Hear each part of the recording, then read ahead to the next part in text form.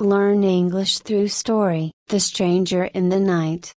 In a small town perched on the edge of the wilderness, there lived a man named Robert. Known as a successful lawyer, Robert had built a life of comfort and prestige. He lived in a grand house at the town's center, attended the finest social events, and was admired for his sharp mind and eloquence. Yet, despite his outward success, Robert was a man of rigid principles, with a heart hardened by years of cynicism and mistrust. Robert believed in the absolute rule of law. He prided himself on being fair, but his fairness often came across as cold and unyielding. He had little patience for those who, in his eyes, had brought misfortune upon themselves. He saw the world in black and white, with little room for compassion or understanding. To him, people were either deserving of respect or disdain,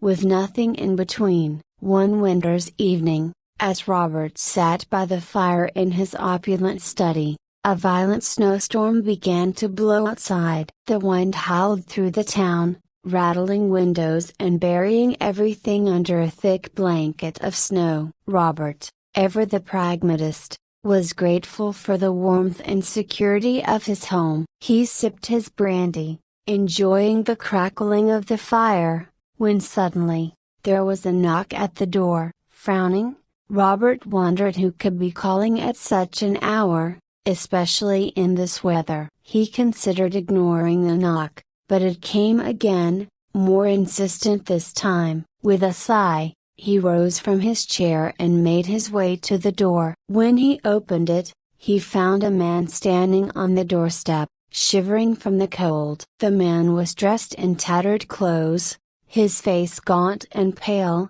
with eyes that spoke of exhaustion and desperation. Snow clung to his hair and beard, and his breath came out in ragged gasps. "Please," the man said, his voice trembling, "I'm lost in the storm. I need shelter, just for the night." Robert hesitated, his mind racing. This man was a stranger, and a vagrant at that. He could be dangerous, or perhaps he was merely seeking to take advantage of Robert's wealth. The lawyer's instinct for self-preservation kicked in, and he felt a strong urge to turn the man away. After all, why should he risk his safety and comfort for someone who had likely made poor choices in life? But then, another thought crossed his mind. Robert prided himself on his adherence to the law, and the law of hospitality was one of the oldest and most sacred. He could not deny that,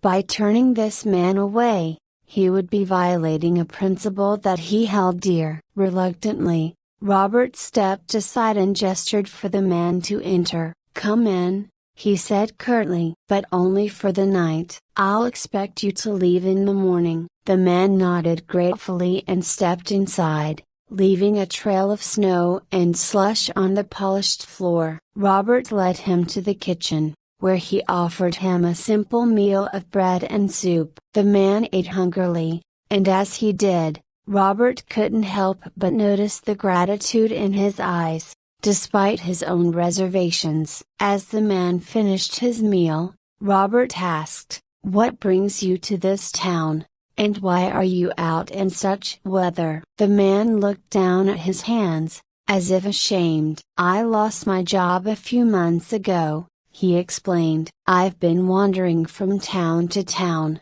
looking for work, but it's been difficult. The storm caught me by surprise, and I lost my way. I was just hoping to find somewhere warm to wait it out." Robert listened, but his heart remained hard. He saw the man's situation as the result of poor decisions, perhaps laziness, or a lack of foresight. To him, it was a cautionary tale, a reminder of what happened to those who didn't plan their lives carefully. "You should have been more prepared," Robert said, his tone lacking sympathy. "Life doesn't reward those who don't take responsibility for themselves." The man nodded again, but said nothing. His shoulders sagged under the weight of Robert's judgment, and the room fell into a heavy silence. After a while, Robert showed the man to a small room at the back of the house. It was sparsely furnished, but it had a bed and a warm blanket. The man thanked Robert once more and settled in for the night. Robert returned to his study, but found he could no longer enjoy the fire's warmth or the brandy's taste. His thoughts kept returning to the man in the other room. Despite his belief in personal responsibility, something about the man's quiet dignity and the desperation in his eyes stirred an unease within him. He tried to dismiss it, telling himself that he had done his duty by offering shelter, but the feeling persisted. That night, Robert slept poorly, haunted by dreams of cold and darkness. In his dreams, he wandered through a barren landscape, alone and lost, with no one to turn to for help. He awoke in a cold sweat, the unease in his heart now a gnawing fear. In the morning, Robert went to check on his guest, but when he opened the door to the small room, he found it empty. The bed was neatly made, and there was no sign of the man. Confused,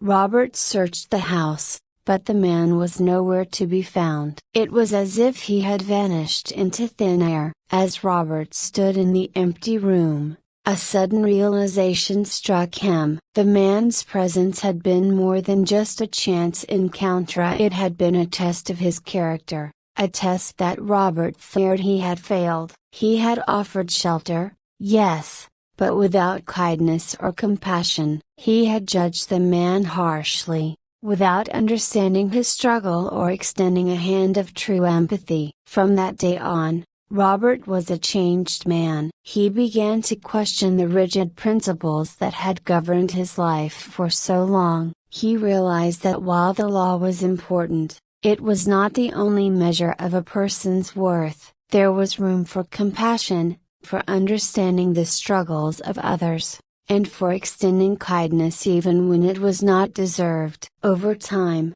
Robert became known not just for his sharp mind, but for his generous heart. He used his resources to help those in need, offering not just legal advice, but also a listening ear and a warm meal. He opened his home to strangers, not out of duty, but out of a genuine desire to help. And though he never saw the stranger again, Robert never forgot the lesson he had learned that snowy night, the lesson that it is not enough to follow the law, one must also follow the heart. I hope you enjoyed the story. If you enjoyed, then please like and share this video, and don't forget to subscribe our YouTube channel. Thank you for watching.